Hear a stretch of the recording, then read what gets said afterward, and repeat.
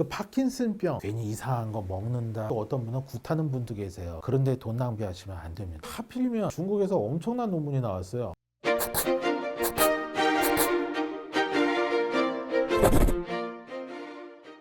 우리는 생물이죠. 그 우리가 병에 걸리는 것도 생물학적 영역에서 생각을 하고, 물리학은 별을 연구하거나 원자핵을 연구하거나 아니면 뭐 전자기학을 연구한다거나 이렇게 우리가 좀 따로따로 생각하는 경향이 있지 않으세요? 근데 사실은 굉장히 밀접하게 관련이 되어 있습니다. 그래서 얼마 전에 굉장히 혁신적인 논문이 나왔어요. 요즘에는 뭐든지 퓨전의 시대잖아요. 타 영역의 것을 갖고 와서 여기서 써먹으면서 또 새로운 것을 발견하기도 하고 새로운 것을 만들기도 하고, 근데 그런 일이 실제로 벌어지고 있어요. 그 파킨슨병 뭐 여러분들 다들 아실 거예요. 그거.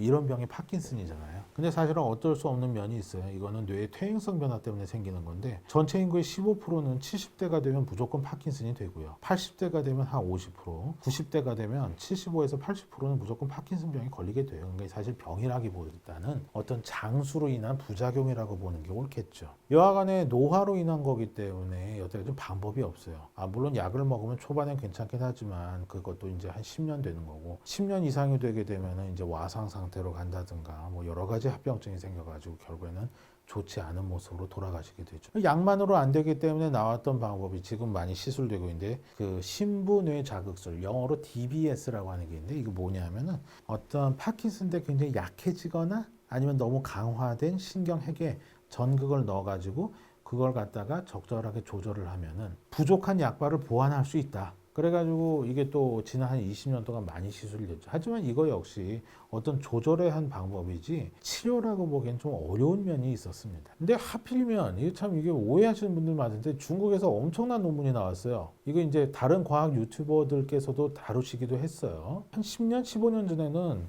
우리가 왜 중국제 물품을 볼 때 저거 짝퉁 아니야?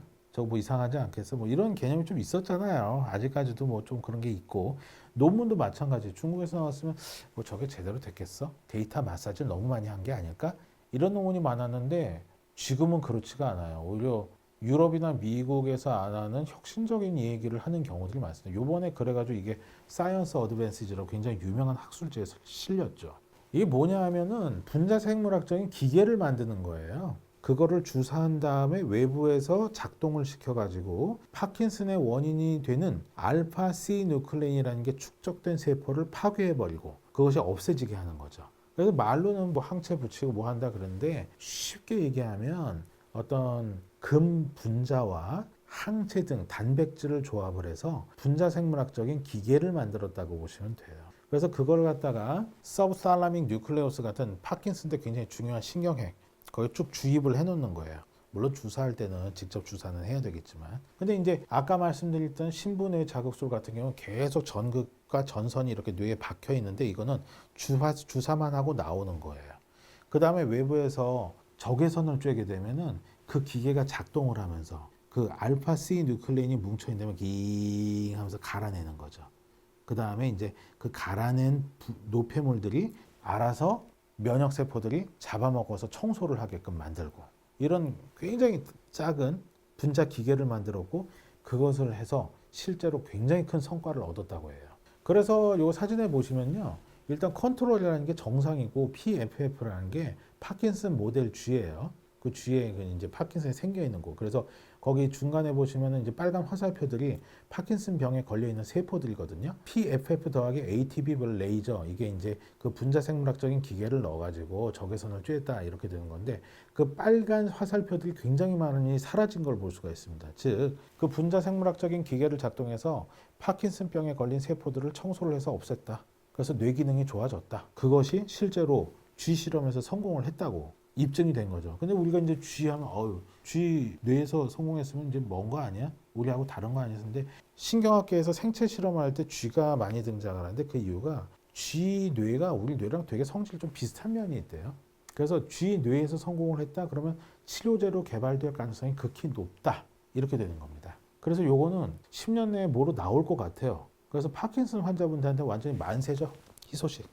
그러니까 뭐 노화로 인한 근본적인 건 어쩔 수 없죠. 어쨌든 파킨슨병 세포가 생길 때마다 생기는 족족 죽여서 없앨 수 있는 방법이 생겼다. 그래서 알츠하이머와는 달리 파킨슨 쪽은 100살까지는 완벽하게 컨트롤할 수 있는 그런 다양한 방법들이 생기는 게 아니냐. 하여튼 파킨슨 환자분들께는 혁신적인 치료 방법이 나오고 있기 때문에 지금 당장 걸렸다, 그래도 너무 걱정하실 필요는 없을 것 같습니다. 10년 뒤에는 굉장히 좋은 치료법, 좋은 시술법들이 많이 나올 것 같아요. 근데 문제는 그거죠. 이전 영상에서 보여드린 것처럼 우리나라 건보공단이 이걸 지원해 줄 거냐, 그건 잘 모르겠습니다. 그래서 치매 환자분들에게도 늘 들리는 얘기지만은 치매나 파킨슨 같은 거 걸렸을 때는요, 이상한 데에 돈 쓰지 마시고 돈을 모으세요. 적금을 들건 뭐하건 돈을 많이 모아 놓으세요. 왜냐하면은 치료법들이 계속 나오는데 앞으로 나올 치료법들, 즉 신상품 치료법들은 무조건 비쌀 거예요. 그거를 지불하기 위한 돈을 모아 놓으셔야 됩니다. 괜히 이상한 거 먹는다, 또 어떤 분은 굿하는 분도 계세요. 그런데 돈 낭비하시면 안 됩니다. 모으세요. 반드시 길이 생깁니다.